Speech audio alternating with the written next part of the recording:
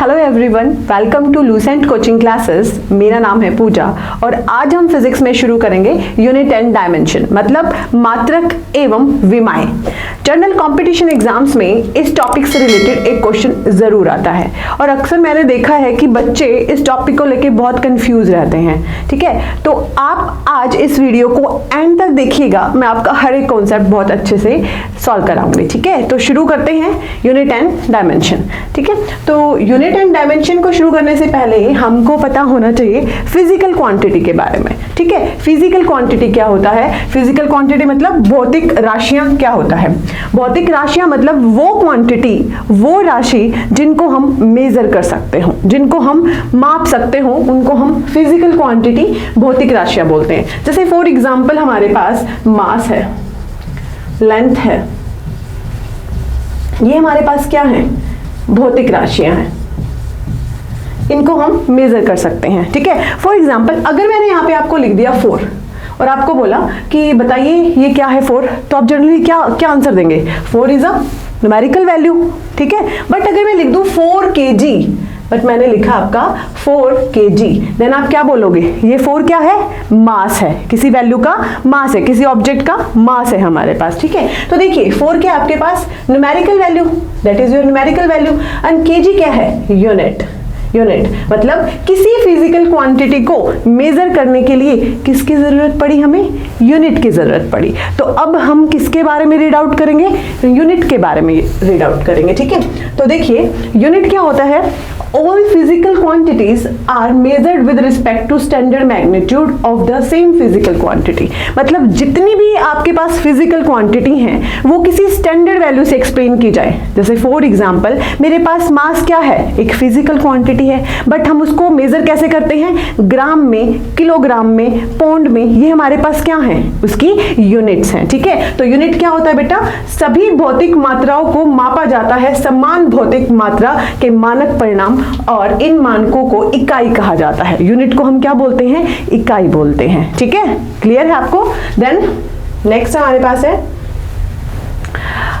Set of fundamental quantities. अब बात आती है फंडामेंटल क्वांटिटीज की कि यूनिट हमारे पास दो पर्टिकुलर शाखाओं में डिवाइड होती है, एक फंडामेंटल क्वांटिटी और दूसरी हमारे पास होती है डिराइव्ड क्वांटिटी। तो हम पहले बात करेंगे अपनी फंडामेंटल क्वांटिटीज की। फंडामेंटल क्वांटिटी मतलब मूल मात्राएं। ठीक है, मूल राशियां हमारे पास क्या कहलाती हैं? आपकी फंडामेंटल क्वांटिटीज कहलाती है। अब फंडामेंटल का मतलब क्या होता है? देखिए मैं आपको एक एग्जाम्पल से बताती हूँ। जैसे फॉर एग्जाम्पल मेरे पास एक ये डिस्टेंस है, ठीक है, और दूसरी क्वांटिटी है वेलोसिटी।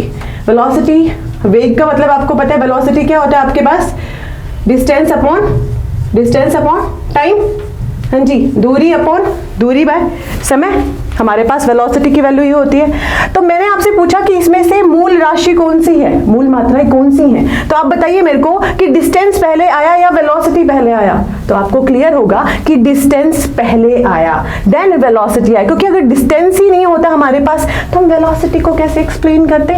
तो डिस्टेंस आपका क्या है? मूल राशि है, फंडामेंटल क्वांटिटी है। ठीक है, तो फंडामेंटल क्वांटिटी क्या होती है? भौतिक राशियों को एक सेट जो एक दूसरे से पूरी तरह से स्वतंत्र होते हैं। जैसे डिस्टेंस है, डिस्टेंस किसी चीज के ऊपर डिपेंड नहीं है, हम डिस्टेंस को दूरी बोलेंगे, दूरी किसी के ऊपर डिपेंड नहीं है। मास है हमारे पास, मास भी क्या है? एक फंडामेंटल क्वांटिटी है, एक मूल राशि है हमारे पास। ठीक है, तो आपको फंडामेंटल क्वांटिटीज के बारे में पता चला होगा, वो क्वांटिटी जो किसी और क्वांटिटी पे डिपेंड ना हो, उसके ऊपर हमारे पास स्वतंत्र, बेसिकली वो स्वतंत्र तरीके से हमारे पास यूज की जाती है। जैसे डिस्टेंस हुआ, मास हुआ, टाइम हुआ, ये हमारे पास क्या है?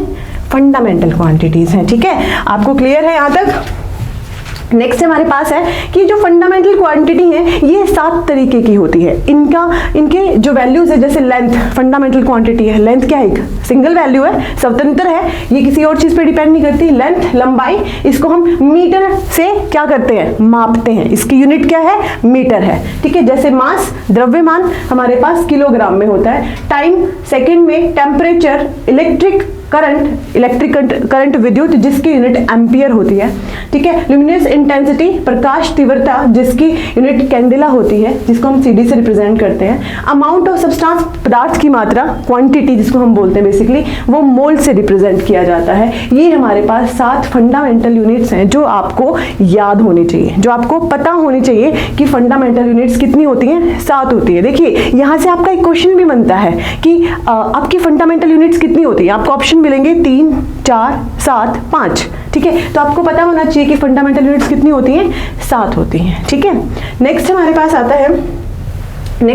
आता है कि इन फंडामेंटल यूनिट के साथ साथ हमें 2 सप्लीमेंट्री यूनिट भी दी गई। सप्लीमेंट्री मतलब कि अगर आपके डायमेंशन फॉर्मूलाज में, अगर आपकी यूनिट में हमारे पास एंगल आ जाए, ठीक है। एंगल का मतलब जैसे हमारे पास कोई एक प्लेन है, जैसे मेरे पास एक ये प्लेन है, इस प्लेन में मेरे पास एंगल आ गया, ये प्लेन है, इस प्लेन में मेरे पास यहाँ पे एक एंगल आ गया थीटा, जो आपको इस डायग्राम में भी शो रहा होगा थीटा, ठीक है। तो इस थीटा की वैल्यू हम कैसे निकालेंगे? तो थीटा की वैल्यू निकालने का फॉर्मूला देखिए, थीटा की वैल्यू निकालने का फॉर्मूला आपको पता होगा, आर्क अपॉन रेडियस होता है, ठीक है। आर्क अपॉन रेडियस, ठीक है, आर्क अपॉन रेडियस होता है। तो इस थीटा को निकालने के लिए हमारे पास बेसिकली आर्क अपॉन रेडियस हम जैसे ही पुट करेंगे तो हमारे पास क्या निकलाएगा, ये वाला थीटा निकलाएगा जो किसी प्लेन पे है, जो किसी प्लेन पे है, ठीक है। इसको हम रेडियन से लिखते हैं, बट हमारे पास जब भी कहीं पे थीटा यूज होगा उसको हम किससे लिखेंगे, रेडियन से लिखेंगे, RAD, ठीक है, इसका सिंबल है हमारे पास। बट अब मैं बात करूं कि ये तो प्लेन में था, बट अगर मैं 3D की बात करूं, 3D मतलब एक फुटबॉल अगर हमने ले लिया, एक फुटबॉल हमने लिया, उस फुटबॉल का छोटा सा पार्ट मैंने कट कर लिया, एक सॉलिड कोई भी एक ऑब्जेक्ट फुटबॉल शेप का है, उसका मैंने छोटा सा पार्ट कट कर लिया, तो वो छोटा सा पार्ट आपका कुछ इस तरीके का होगा। जैसे एक पूरी फुटबॉल है, इसमें से मैं एक छोटा पार्ट कट करूं तो कुछ पार्ट आपका इस तरीके का होगा, हाँ जी, ऐसे कट करेंगे हम इसको, ठीक है। तो वो जो छोटा सा पार्ट आपने कट किया है वो आपको 3 डायमेंशन में दिखेगा, 3 डायमेंशन में आपको शो होगा। तो उसको हम कैसे सॉल्व करते हैं, उसको हम क्या लिखते हैं, हम सॉलिड एंगल को, ठोस कोण को हम स्ट्रेडियन में यूज करते हैं, जिसका सिंबल होता है SR, जिसको हम किससे रिप्रेजेंट करते हैं, SR से रिप्रेजेंट करते हैं, ठीक है। ये हमारे पास सप्लीमेंट्री यूनिट है, इनके सिंबल्स आप याद रखिए, ये एग्जाम्स में बहुत कम पूछे जाते हैं, बट आपको ये पता होना चाहिए, ठीक है। तो यहाँ तक आई होप आपको क्लियर होगा। नेक्स्ट हम करते हैं, नेक्स्ट हमारे पास है, जैसे मैंने पहले बोला था कि यूनिट हमारे पास एक डिराइव्ड होती है और एक फंडामेंटल होती है। तो अब हमारे पास क्या है, डिराइव्ड यूनिट है, ठीक है, डिराइव्ड फिजिकल क्वांटिटी है। देखिए मैंने आपको एक एग्जांपल दिया था पीछे, डिस्टेंस का और वेलोसिटी का, आपको याद होगा, डिस्टेंस का और वेलोसिटी का, ठीक है। वेलोसिटी क्या होता है आपके पास, डिस्टेंस अपॉन टाइम, दूरी अपॉन समय, ठीक है। तो ये तो मेरे पास क्या था, फंडामेंटल क्वांटिटीज थी, ठीक है, क्योंकि ये इंडिपेंडेंट है। बट ये वाली जो क्वांटिटी है, ये वेलोसिटी जो आपको दिख रही है, ये डिस्टेंस पे भी डिपेंड करती है, दूरी पे भी डिपेंड करती है और टाइम पे भी डिपेंड करती है। तो जो वेलोसिटी है आपके पास, ये क्या हुई, डिराइव्ड क्वांटिटी हुई। इसको हम क्या बोलेंगे, व्युत्पन्न भौतिक राशि बोलेंगे, ठीक है। हाँ जी, क्लियर है। ऐसे आपके बहुत सारे एग्जाम्पल है, जैसे फॉर एग्जाम्पल आप फोर्स ले लीजिए, ठीक है। फोर्स, बल का फॉर्मूला क्या होता है, मास इनटू एक्सेलरेशन, ठीक है, मास इनटू एक्सेलरेशन। तो हमारे पास फोर्स जो बल है वो मास पे भी डिपेंड करता है और एक्सेलरेशन पे भी डिपेंड करता है। तो फोर्स भी आपके पास क्या है, डिराइव्ड फिजिकल क्वांटिटी है, व्युत्पन्न भौतिक राशि है, ठीक है। आप इसकी डेफिनेशन देख लीजिए, मूलभूत भौतिक राशियों के संदर्भ में जिन भौतिक राशियों को व्यक्त किया जाता है, मतलब जो फंडामेंटल क्वांटिटीज की हेल्प से रिप्रेजेंट की जाती है, जैसे डिस्टेंस, जैसे वेलोसिटी है, डिस्टेंस और टाइम से रिप्रेजेंट की जा रही है ना। डिस्टेंस क्या है आपकी, फंडामेंटल क्वांटिटी, टाइम क्या है आपका, फंडामेंटल क्वांटिटी। वैसे ही हमारे पास ये लिखा गया है कि मूलभूत भौतिक राशियों के संदर्भ में जिन भौतिक राशियों को व्यक्त किया जाए उनको हम क्या बोलते हैं, व्युत्पन्न भौतिक राशि बोलते हैं, ठीक है। ये चीज आपको पता लग गई होगी कि डिराइव्ड और फंडामेंटल में क्या डिफरेंस है, ठीक है। नेक्स्ट हम बात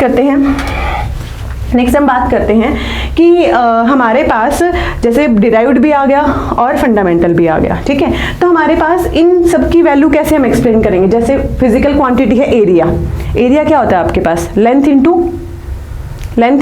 breath, L into L, breadth को भी लेंथ ही बोलते हैं, लेंथ इंटू लेंथ।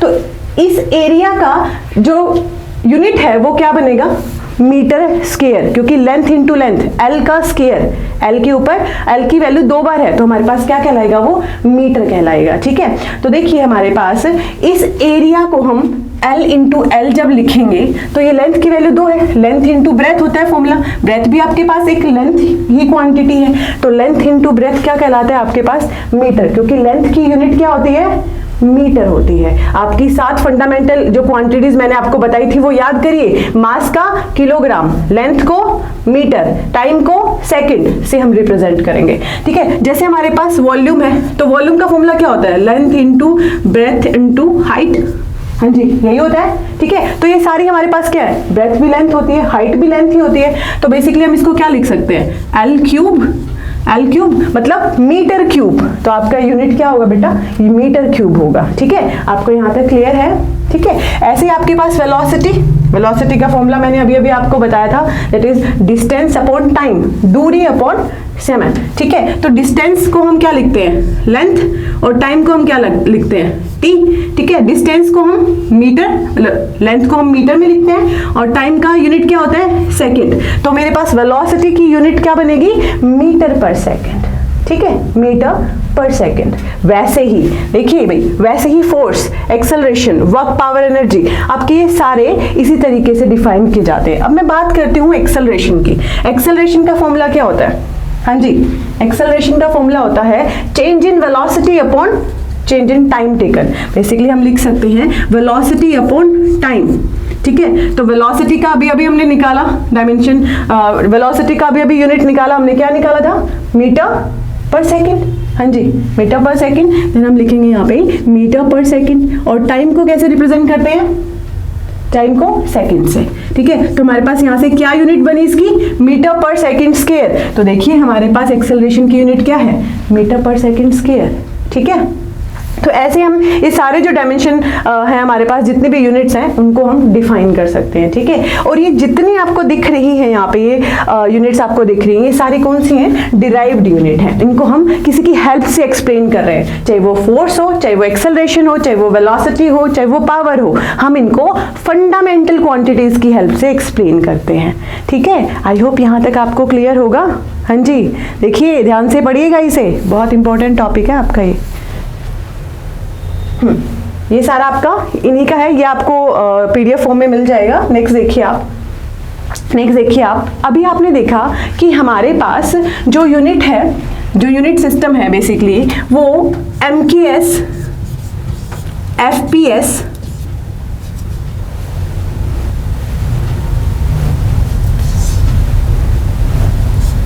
एफपीएस और सीजीएस और एसआई में डिफाइन किया जाता है। बेसिकली क्या है बेटा, सिस्टम है हमारे पास, सिस्टम मतलब एमकेएस सिस्टम।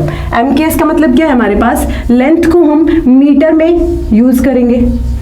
ठीक है, के को हम, मास को हम किलोग्राम में यूज करेंगे और टाइम को हम सेकंड में यूज करेंगे। एमकेएस की फुल फॉर्म क्या होगी, मीटर किलोग्राम सेकंड। ये हमारे पास कौन सा सिस्टम है, एमकेएस सिस्टम है। ठीक है, नेक्स्ट है एफपीएस सिस्टम। एफपीएस में हमारे पास लेंथ को हम फीट में यूज करेंगे, लेंथ हमारे पास फीट में आएगी यहाँ पे, मास हमारे पास पाउंड में आएगा और टाइम हमारे पास सेकंड में ही यूज होगा। ठीक है, नेक्स्ट है आपके पास सीजीएस सिस्टम। सीजीएस सिस्टम में हमारे पास जो मास है वो ग्राम में यूज होगा, जी लिखा हुआ है आपके पास। जो लेंथ है आपके पास वो सेंटीमीटर में यूज होगी, सेंटीमीटर में, और जो आपके पास टाइम है वो सेकंड में ही यूज होगा। देखिए ये 3 हमारे पास सिस्टम आए, ये 3 हमारे पास पद्धति आई। इन पद्धतियों की हेल्प से हमें पता चला कि हम लेंथ को मीटर में करते हैं, मास को ग्राम किलोग्राम में पाउंड में करते हैं, टाइम को सेकंड में यूज करते हैं। ठीक है, अब जैसे फॉर एग्जांपल है, मैं आपको कहूँ कि इस मार्कर की लेंथ बताइए, तो आप बता सकते हैं ना इजीली, आपको पता है ना कि 4 मीटर का या सेंटीमीटर का है। ठीक है, तो हमारे पास ये इन सिस्टम से हम बता पाए।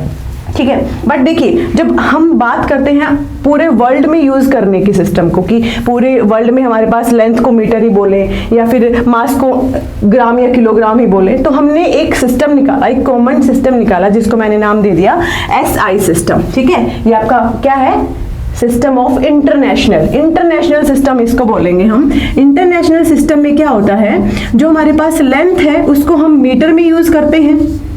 हमारे पास कोई भी चीज अगर आपकी बाहर से आती है या हम कहीं भेजते हैं तो वो हमेशा मीटर में होगी। अगर कोई चीज हमारे पास मीटर के अकॉर्डिंग है तो लेंथ हम मीटर में ही यूज करेंगे ऑल ओवर वर्ल्ड, ठीक है। अगर हम बात करते हैं मास की, तो मास हमारे पास किलोग्राम में होगा और टाइम को तो हम हमेशा सेकंड में ही रिप्रेजेंट करते हैं, ठीक है। तो ये 3 हमारे पास क्या है, सिस्टम है हमारे पास जिनको हम पढ़ते हैं, बट यूज किसको करते हैं, एसआई सिस्टम को, इंटरनेशनल सिस्टम को, ठीक है। इनके बेस पे आप क्या निकाल सकते हैं कि आपके पास लेंथ कितनी है, मास कितनी है और आपका टाइम कितना है, ठीक है।